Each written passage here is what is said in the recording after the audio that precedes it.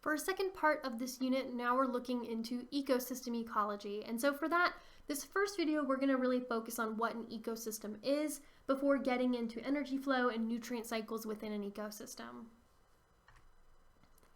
So remember in our last unit, in the evolution unit, we learned about the organism's environment being a crucial factor for evolution by natural selection, and that the environment would basically press changes or press evolution forward. That evolution or change over time was a response to the environment for an organism to be able to survive. And so ecosystems contain organisms and their non-living environments, and we're going to look at both of those things.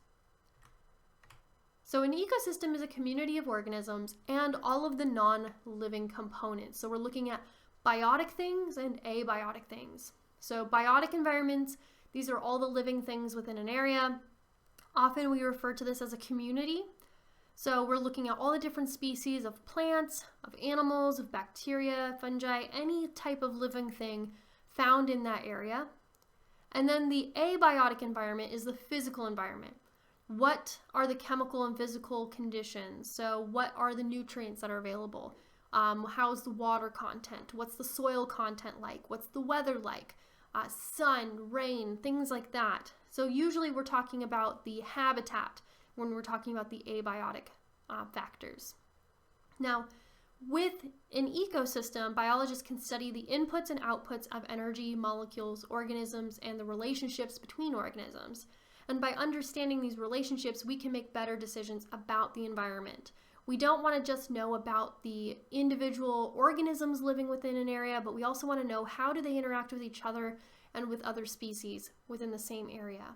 That can really help drive us to make better choices about what to do with an environment in terms of how do we fix it if there's damage, how do we prevent damage from happening, how do we keep that environment or that ecosystem healthy and functioning.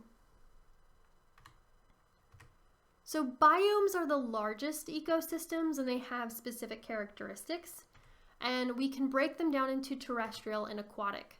So terrestrial biomes are defined by plant life, temperature, and precipitation or rainfall, and aquatic biomes are defined by movement, salinity, and depth. So let's go ahead and look at some of the terrestrial biomes. We're looking at the land, and so we see things like tropical forests, desert, savannas, chaparral, temperate deciduous forests, temperate grasslands, coniferous forests, tundra, and polar ice.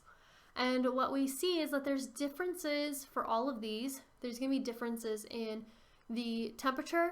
Does it fluctuate a lot? Does it tend to skew towards very hot? Does it tend to skew towards very cold? And also, how much rainfall do we experience? So something like a desert will experience very little rainfall, same with a tundra. They'll both experience very little rainfall. The difference between the two is temperature. So deserts tend to be hot, tundras are going to be cold. And then looking at how much rainfall. So something like the tropical forest and the temperate grassland, these guys might have heavy rainfall, right? And that's what's going to allow them to be so lush. So we're looking at all of these different kind of abiotic components to define these terrestrial biomes. In the aquatic biomes, we're looking at the physical features like salinity, so how much salt is in the water. Is it fresh water? Is it salt water? Is it brackish, meaning it's kind of in between? How the water moves. Is it much more still? Is it flowing like a river constantly? And then depth. So is it the open ocean or is it more along the shoreline? So we have things like lakes and ponds. We have rivers and streams. We have estuaries and wetlands, open oceans, and coral reefs.